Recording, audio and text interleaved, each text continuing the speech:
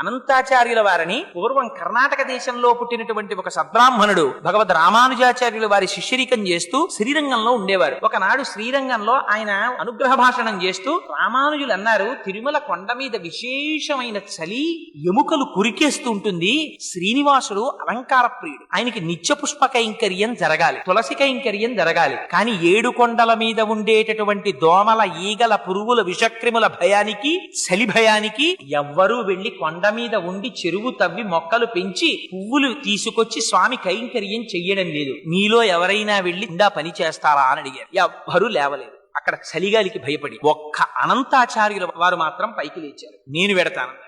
అంటే వెంటనే రామానుజాచార్యులు వారు అన్నారు, అన్నారు. అంటే ఓరి మగాడా అన్నారు. అంటే అక్కడ భగవంతుని యొక్క కైంకర్యం చెయ్యడానికి తనంత తాను ముందుకొచ్చి పురుషుణ్ణి అనిపించుకున్నారు.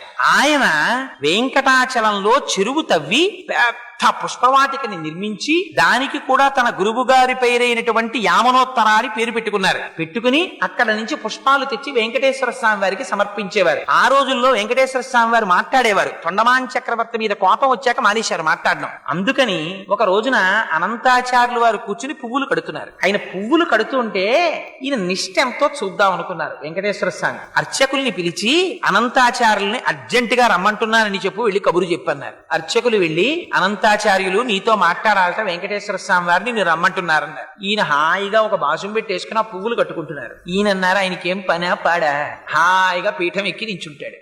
అందుకని వాణ్ణి వీణ్ణి అందరినీ పిలిచి కబుర్లు చెప్తానంటాడు. నేను ఒక్క అరగంట ఆలస్యం అయిందా ఈ మొగ్గలు బాగా విచ్చుకుపోయి రేఖలు ఉడిపోతాయి. అప్పుడు ముట్టుకుని కడితే రేఖలు ఉడిపోతాయి, అందం ఉండదు. అందుకని నేను మా గురువు గారు రామానుజాచార్యుల వారికి ప్రమాణం చేసి వచ్చాను, మంచి పూలదండలు కట్టి వెంకటేశ్వర స్వామి వారికి సమర్పిస్తానని. అందుకని ఇప్పుడు రాను, నాకు కుదరదన్నానని చెప్పారు. అంటే అర్చకులు అలాగే వెళ్ళి చెప్పారు, ఆయన రారటండి ఇప్పుడు. అంటే ఏం చేస్తున్నాడన్నారు. మీకు పూలదండలు కడుతున్నట్ట, మొగ్గలు పాడైపోతాయిట, ఆయనకేం పనా పాడా అన్నాడండి అంటే సరేలే అని నించున్నారు స్వామి. ఈయన తర్వాత పుష్పమాలికలన్నీ కట్టుకుని బుట్టలో పెట్టుకుని దాన్ని భుజానికి తగిలించుకుని లోపలికి వెళ్లారు. గుళ్ళో వెళ్లి ఈ పుష్పమాలన్నీ అలంకారం చేద్దామని గడప దాటి చేతిలోకి తీసుకుంటున్నారు. వెంకటేశ్వర స్వామి వారు మూతి ముడుచుకుని అన్నారు, పుష్పమాలలు మాత్రం పట్టుకొచ్చేస్తావు, అలంకారం చేసేస్తావు, కబురు చేస్తే చాలా పనిలో ఉన్నాను, పనా పాడా రమ్మంటాడన్నావుట, ఎందుకు వచ్చావు, నాకు అక్కర్లేదు, నీ పుష్పమాలలో పట్టుకుపో అంటే ఆయన అన్నారు, నువ్వు పుచ్చుకోకపోతే మానేయి, నాకు అనవసరం. మా గురువు గారికి నేను ప్రమాణం చేశాను, పుష్పమాలికలు నీకు సమర్పిస్తానని, కట్టేస్తాను,